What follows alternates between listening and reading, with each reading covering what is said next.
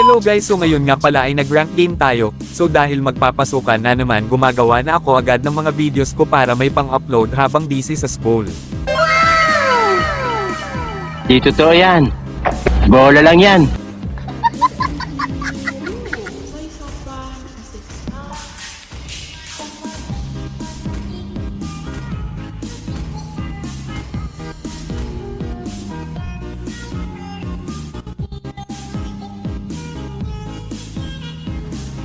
So dito panoorin nyo guys yung gameplay ko.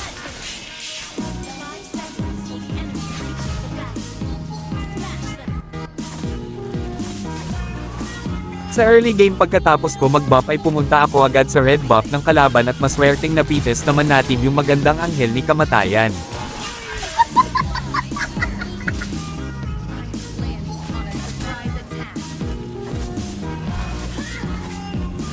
At dito papasok ako ulit sa clash sa purple buff ng kalaban at muli natin napites yung kupol na anghel at napites din naman ako ng mga kasama niya. Dito naman sa top lane guys puro mali yung cable ko at hindi tumitama sa kalaban pero napites pa din naman natin yung isa sa kanila.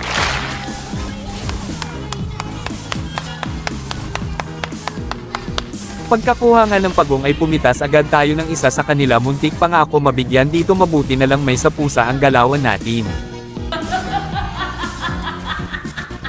At dito papatayin natin yung kampo ni Satanas para mabawasan naman yung taga-sunog ng bahay ni Satanas. Susubukan niya pa sana makatakas pero hindi siya nagtagumpay, at dahil sa kamalasan ko, nakasalubong ko tuloy yung rumaragasang pating at ayon na lunok tayo guys.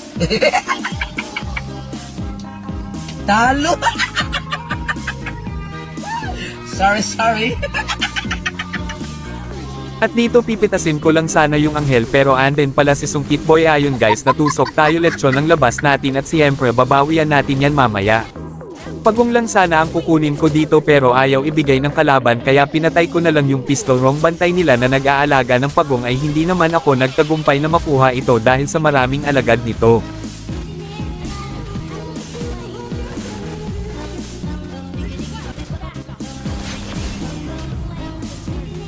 At dito makakaisa tayo kay Sungkit Boy, muntin pa nga ako masunog sa dagat-dagatang apoy dito, buti na lanang at nakatakas tayo guys.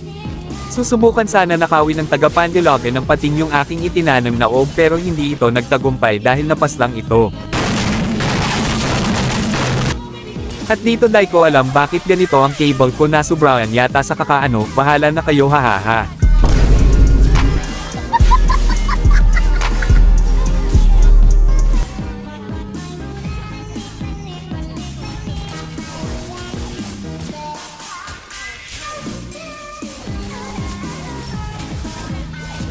At dito na guys yung oras na babawian na natin si Sungkit Boy. Music please.